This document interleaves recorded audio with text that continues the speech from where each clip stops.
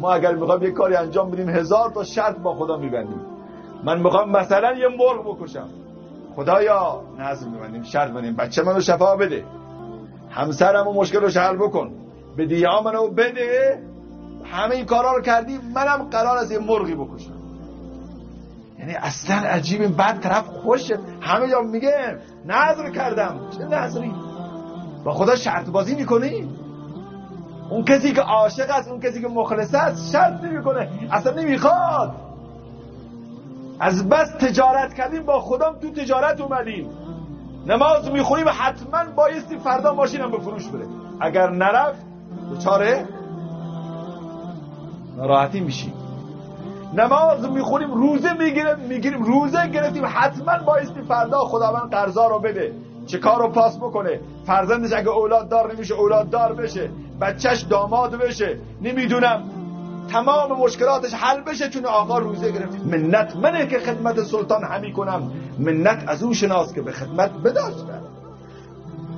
اشتباه گرفتی آقا.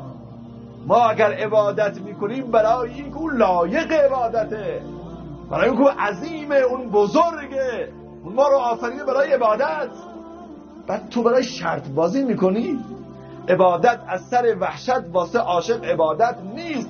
عبادت رای تسکینه، پرستیدن تجارت نیست. تجارت را انداختیم، معامله داری میکنیم با خدا.